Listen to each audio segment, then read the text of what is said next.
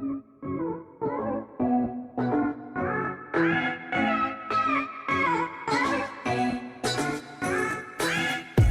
queridos! No vídeo de hoje vamos falar sobre os tipos de reprodução. Mas antes de começar, já deixe o seu like, se inscreva no canal e compartilhe esse vídeo para me ajudar a chegar nos 5.000 inscritos. Bora pro vídeo? Antes de começar, devemos ter em mente o que é reprodução. A reprodução refere-se à função através do qual os seres vivos produzem descendentes, dando continuidade à sua espécie. Não confunda o termo reprodução com a palavra sexo, ato sexual, cópula ou coito, que é a prática em si. Os seres vivos, então, precisam se reproduzir para manter a sua espécie, ou seja, perpetuar-se e garantir a sobrevivência. Se os organismos deixassem de se reproduzir, provavelmente as espécies entrariam em extinção. Entendeu então a primeira diferença entre reprodução e sexo? Então vamos ver agora os diferentes tipos de reprodução. Para começar, você precisa saber que existem duas modalidades de reprodução, que chamamos de reprodução sexuada e reprodução assexuada. E antes de continuar, você ainda precisa entender o que é material genético. O material genético consiste em informações que determinam as características de um indivíduo. Ele contém todas essas informações nos genes, sendo responsáveis pela síntese de proteínas, formação de moléculas, entre outras funções. Além disso, o material genético pode ser transmitido para os descendentes. Sabendo então o que é material genético, preciso te dizer que nesse material, que ele, na verdade, pode ficar armazenado em uma célula que chamamos de gameta. Gametas são as células responsáveis pela reprodução sexuada. Elas também são chamadas de células sexuais e fundem-se no processo de fecundação para produzir o zigoto, que por sua vez origina o embrião, gerando um novo ser. Temos o gameta feminino e o gameta masculino. Os gametas carregam metade do material genético do ser vivo e, quando unidos, darão origem ao novo ser, com essa mistura.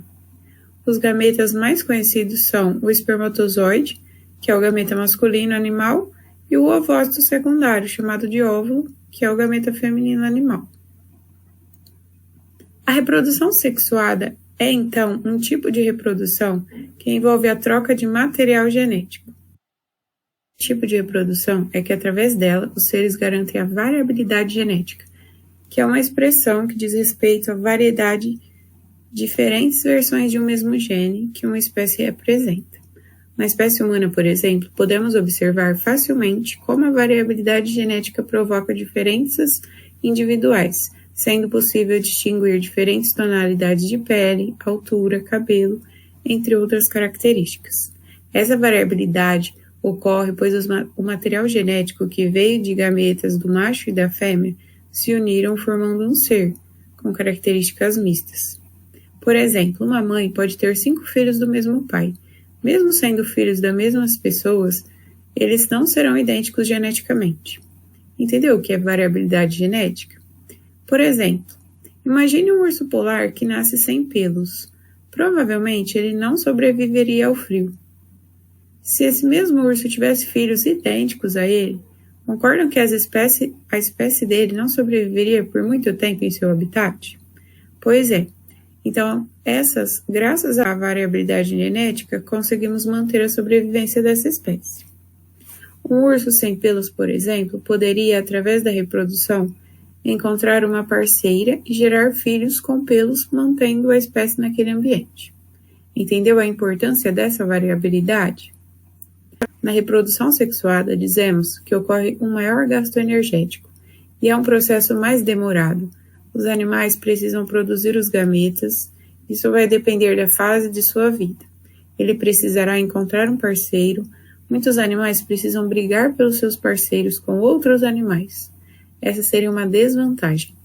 Além também da vulnerabilidade a predadores, que é outra desvantagem. Veremos agora a reprodução assexuada. A letra A significa não, uma negação. Então, nesse tipo de reprodução, não existe a troca de material genético. Não tendo a troca de material genético, o novo ser é idêntico ao ser que o gerou, será um clone. Como desvantagem, possui menor variabilidade genética e, consequentemente, dificuldade de eliminar mutações maléficas entre os descendentes, já que aqui o ser gerado é praticamente idêntico ao ser que o gerou. Nesse processo, a vantagem é a rapidez. Não é necessário todo aquele processo que ocorre na reprodução sexuada.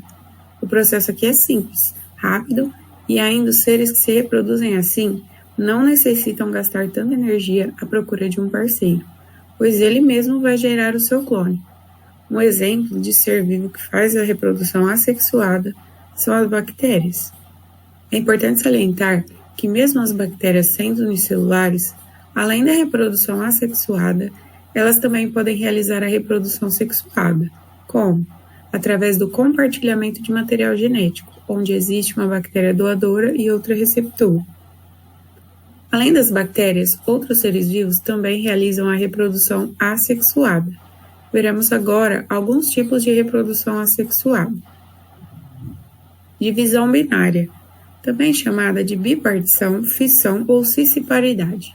É um modelo de reprodução em que o indivíduo divide-se ao meio pelo processo de mitose, dando origem a um descendente idêntico. Esse processo de reprodução é comum em bactérias e protozoários. Sob condições favoráveis, por exemplo, a bactéria pode se duplicar. Se tivermos 10 bactérias, poderemos 20 em cerca de 20 minutos. Brotamento, que também pode ser chamado de gemulação. Nele, brotos surgem na superfície de um organismo e formam outro indivíduo. Esse broto pode soltar-se ou permanecer conectado ao organismo adulto, o que ocasiona a formação de colônias. A reprodução por brotamento ocorre com frequência em quinidários, que é o grupo das águas-vivas, esponjas, e também ocorre em algumas espécies de plantas. Propagação vegetativa, também chamada de multiplicação vegetativa. Alguns autores consideram como um tipo de brotamento esta reprodução. Uma importante habilidade da propagação das plantas é o desenvolvimento de raízes que podem surgir em estruturas diferentes da planta, como em caules ou folhas. Além disso, também podem surgir em rizomas, bulbos, tubérculos e brotos. Algumas espécies que possuem essa capacidade. A cana-de-açúcar. Ela possui uma estrutura de multiplicação que se chama perfilho. O perfilho nada mais é do que um broto que se desenvolve ao lado da planta mais velha, mas ainda se mantém ligados um ao outro. Os perfilhos são idênticos às plantas que o deram origem. Quando se tem muitos perfilhos saindo de uma mesma planta, nós podemos chamar isso de touceira. Em uma lavoura de cana, por exemplo, ela é composta de milhares de touceiras. O abacaxizeiro. O abacaxi ele tem diferentes estruturas. A coroa dele pode gerar uma nova planta. Além disso, umas mudas podem surgir logo abaixo do fruto, e são chamadas de filhotes. Outras mudas também podem ser obtidas pelo caule e estruturas como o rebentão e o filhote rebentão, que são brotações do caule.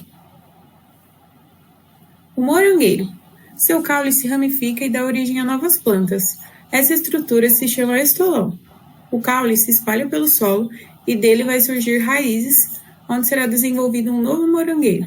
De propagação vegetativa natural, mas também existe a propagação vegetativa induzida, que necessita do ser humano para ocorrer, como nas estaquias, e por regeneração nasce então uma nova planta. A divisão múltipla. Nesse tipo de reprodução assexuada, o núcleo de uma célula se multiplica várias vezes, originando várias células filhas. Isso acontece, por exemplo, no plasmódio, que é o agente da malária. Ele multiplica seus núcleos e fica com a célula cheia de núcleos, que chamamos de célula polinucleada. Depois disso, ele divide seu citoplasma e gera então outras células.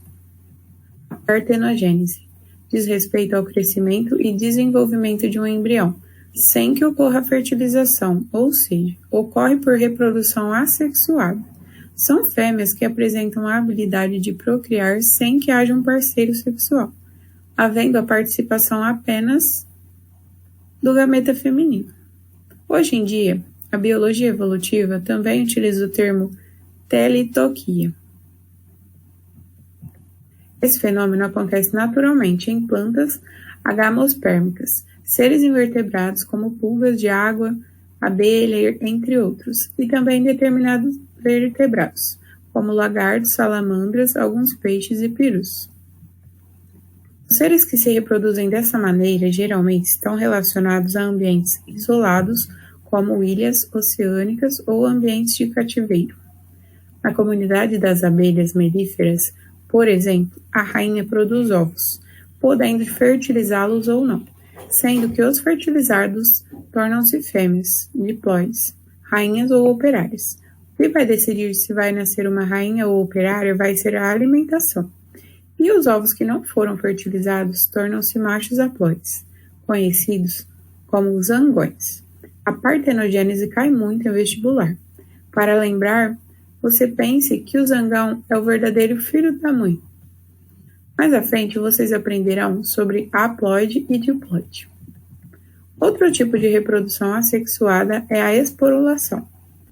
No processo de reprodução por esporulação, são formadas células reprodutoras especializadas, que são liberadas e germinam quando encontram um ambiente favorável. Essas células, denominadas esporos, são capazes de gerar outro indivíduo. A produção de esporo é observada em fungos, algas e protozoários. Você já viu um pão verde? São os fungos. E por último, mas não menos importante, temos a fragmentação, onde um novo organismo forma-se a partir do fragmento de outro. Esse processo é comum em alguns invertebrados. Pode ser observado, por exemplo, em planárias, um tipo de platelminto. Se eu cortar ela em duas, ela dará origem a duas. Se eu cortar ela em três, ela dará origem a três. É muito legal. Imagina se fosse assim com um ser humano. Comenta aqui abaixo do vídeo o que você faria se pudesse se regenerar como uma planária. Fiquei curiosa. Entenderam então a grande diferença entre sexo e reprodução? Eu espero que sim. Espero também que tenha entendido sobre reprodução sexuada e assexuada. Chegamos ao final de mais um vídeo. Não deixe de se inscrever, deixar o seu like e compartilhar esse vídeo com seus colegas. Até a próxima!